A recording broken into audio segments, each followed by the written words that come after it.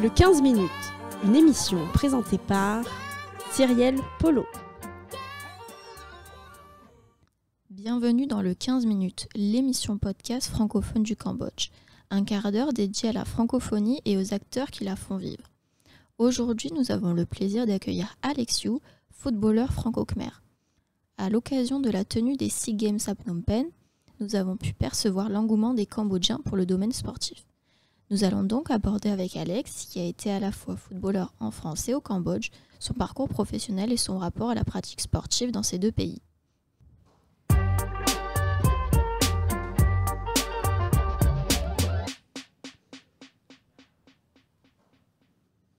Bonjour Alex. Bonjour. Vous êtes né au Cambodge, âgé de seulement quelques mois, vous partez vivre pour la France avec vos parents. De vos 7 à vos 16 ans, vous pratiquez le football au Toulouse Football Club. À 13 ans, vous rentrez au centre de formation sport-études avec pour objectif de devenir professionnel. Vous êtes alors sélectionné en équipe de France et représentez justement la France dans plusieurs tournois. Vous réussissez à vivre du football, mais une opportunité va permettre à votre carrière de véritablement prendre un nouveau tournant. Vous intégrez une équipe en Thaïlande, puis au Cambodge en 2019-2020.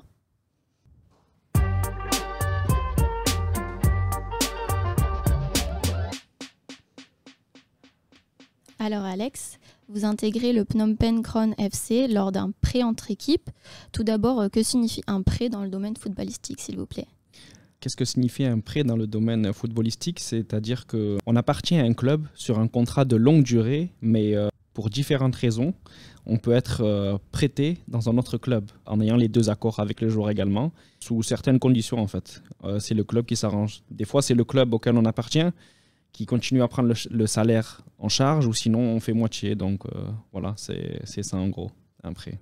D'accord, donc en l'occurrence, c'était votre équipe en Thaïlande qui vous a prêté, c'est ça ? C'est ça, parce que c'était ma première expérience en Asie, donc je devais m'acclimater.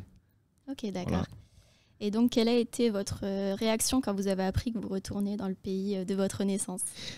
Au début, j'étais un peu réticent parce que je ne savais pas comment c'était le football au Cambodge, mais je me suis dit, bon, on va voir ce qui se passe. Et en fait, c'était vraiment anodin. Je suis venu en vacances, 3 jours au Cambodge. Dès que je suis arrivé, le club il m'a appelé directement. Il disait quoi, mon contrat il était prêt, il fallait que je vienne, que je le signe.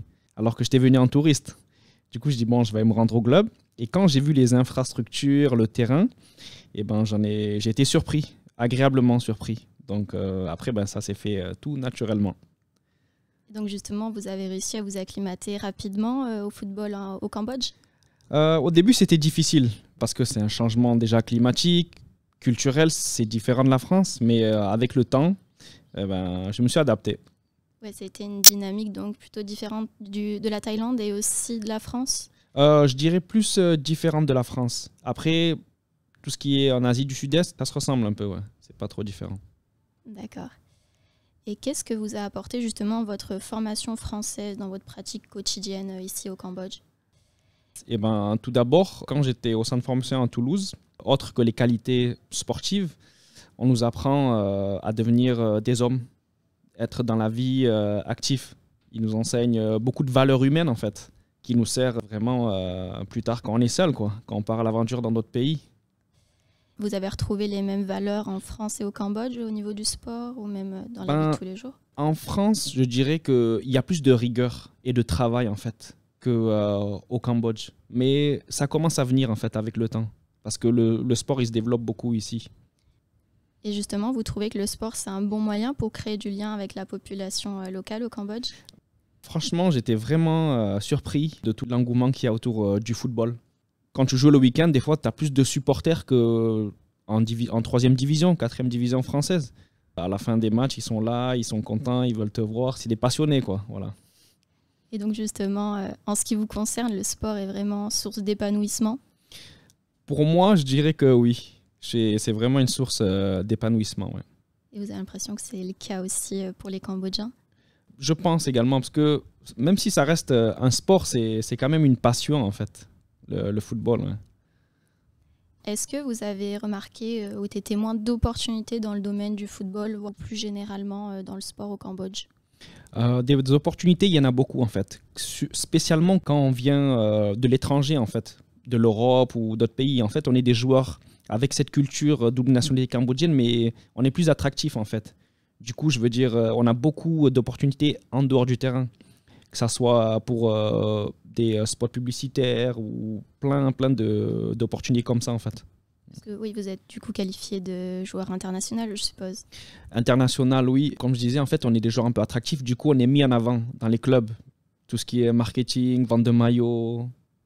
Et j'ai vu que vous aviez participé à des événements en lien avec le sport organisés par l'ambassade. Est-ce que vous pouvez nous présenter quelques-uns ? Exact. Dernièrement, celui-là, en fait, c'est parce que l'année prochaine, la France, on accueille les JO. Donc, du coup, c'était le compte à rebours des 500 jours, en fait. Et si je dis pas de bêtises, c'était toutes les ambassades de France à l'étranger, France Dom-Tom, qui participaient à ce compte à rebours, voilà, sous forme de marathon, avec des ONG et des écoles. Donc, ouais, c'était sympa.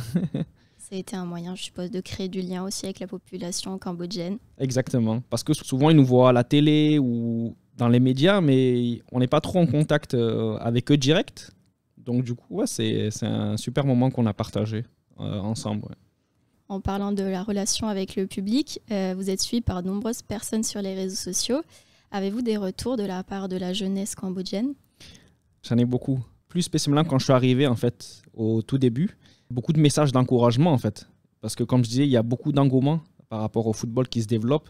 La population cambodgienne, en fait, elles sont super contentes de voir des joueurs qui ont ces origines-là, mais qui ont grandi à l'extérieur du pays, mais qui reviennent, en fait. Et pour eux, ils sont fiers, en fait. J'ai beaucoup de retours par rapport à ça. Et après, les encouragements, tout ça, des fois, je n'ai pas le temps de répondre, mais c'est super gratifiant, on va dire. Ouais. Est-ce que vous savez si vous avez suscité des vocations, comme c'est le cas en France, un petit peu le rêve des adolescents et des jeunes d'être un sportif et puis surtout un footballeur ? Ah oui, beaucoup, oui. Après, comme je disais, le football, ça reste un métier, mais c'est pas tout le monde, en fait, qui arrive, en fait. Je dirais sur une génération, du passage de la formation au professionnel, sur une génération, il y a 30 joueurs. Des fois, il n'y en a même pas un seul qui passe professionnel et qui arrive au Graal, quoi, en fait. Donc, au final, quand on s'en sort, quand on y arrive, ça suscite beaucoup de vocations. On est comme des exemples. Enfin, voilà, quoi. C'est ça, ouais. En gros. Oui, il y a ce même rêve au Cambodge, alors. Exactement. Partagez les mêmes.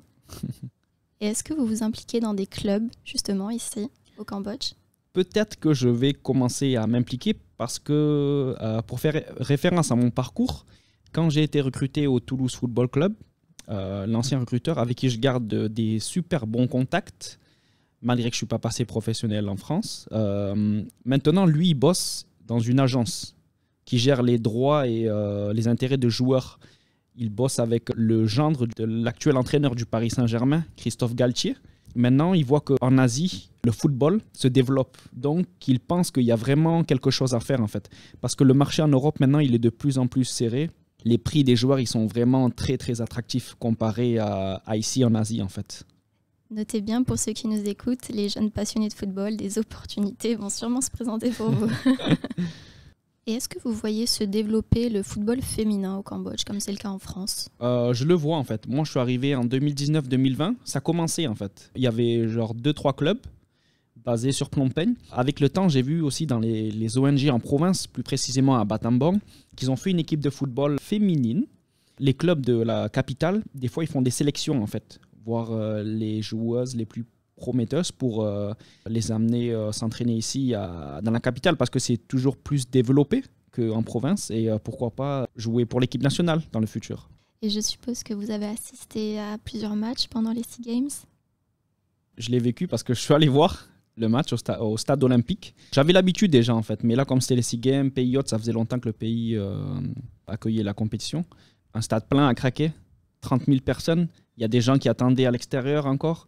Et ça, je pense que dans les grands écrans aussi qu'il y avait dans la ville, c'était vraiment la folie quoi, pendant les SEA Games en fait. Je pense que c'est pas que par rapport au foot aussi, c'est tous les sports.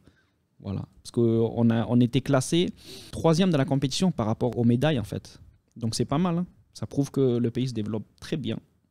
Est-ce que vous avez remarqué le même engouement justement pour le football féminin vis-à-vis du football masculin ? J'ai remarqué ça et j'ai eu la chance aussi d'aller voir le football féminin.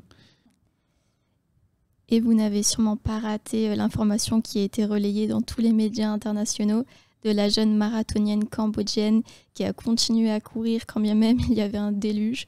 Qu'est-ce que vous en avez pensé? Qu'est-ce que ça dit de l'état d'esprit des Cambodgiens selon vous? Quand j'ai vu ça, en fait, pour moi, c'était une fierté quand même. Parce que ça prouve en fait les valeurs de la population cambodgienne, en fait, à ne jamais abandonner. Comme on dit souvent, c'est une petite nation, mais avec un grand cœur. Et à part le football, quel autre sport suivez-vous? Par quoi êtes-vous passionné? Bon, tout d'abord, je suis passionné par le foot. Mais non, en fait, je suis passionné de sport, en fait. J'ai pas un sport précis. Dès que je vois du sport à la télé, en fait, je regarde, en fait. Je regarde, j'essaie de comprendre comment ça marche, comment les athlètes y réagissent. Non, je regarde tout. Tennis, basket, même des fois cyclisme. Ouais, de tout, ouais. Et de façon générale, vous êtes plus attiré par les sports collectifs? Plus les sports collectifs, comme j'ai baigné dedans, en fait. C'est pour ça. Comptez-vous vous rendre à Paris en 2024 pour les JO? J'aimerais bien m'y rendre. C'est en préparation, là. Parce que comme j'ai un partenaire qui est à Paris, sur place, dont on est en contact tous les jours, qui fait le lien entre la France et le Cambodge, et on est en train de voir ça, en fait. Donc, ça serait sympa. Pas spécialement pour le foot. Je ne sais pas si le sport il sera pour les JO, mais d'autres sports, ouais, je suis très ouvert à ça. Donc, on va partir sur 2 années riches, sportivement parlant, pour vous. Voilà, c'est ça. Pouvez-vous nous dévoiler un petit peu vos projets pour l'avenir? Mes projets pour l'avenir. Comme là, je suis pas à la retraite, mais on va dire que je suis un peu sur la fin parce que la carrière d'un sportif, elle dure pas éternellement. C'est 10, maximum 15 ans. Donc là, je suis sur la fin et je suis en train de voir pour la reconversion. Après, je sais que souvent, on passe des diplômes pour rester dans le milieu sportif. Moi, c'est pas quelque chose qui me déplairait, mais j'aimerais voir autre chose que le sport, en fait. Tout ce qui est travailler avec les enfants, par rapport à une éducation, pour avoir un meilleur futur, en fait. Parce que moi, j'ai eu la chance d'avoir une bonne éducation, d'avoir un confort, de manquer de rien. Et je pense que dans notre pays, malgré qu'il se développe, je pense que beaucoup de jeunes ont besoin de ça, en fait, pour avoir un meilleur futur. Voilà. Très bien, merci beaucoup. Avec plaisir.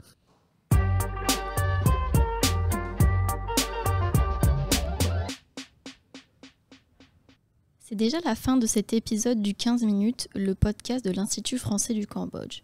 Je tiens à remercier chaleureusement Alexiou d'avoir accepté notre invitation. Je tiens aussi à remercier Anna Godich et Amélie Gauche pour la réalisation de ce podcast. Vous pourrez retrouver cette émission sur notre page Facebook, notre chaîne YouTube et notre site internet. N'hésitez pas à la partager, à bientôt.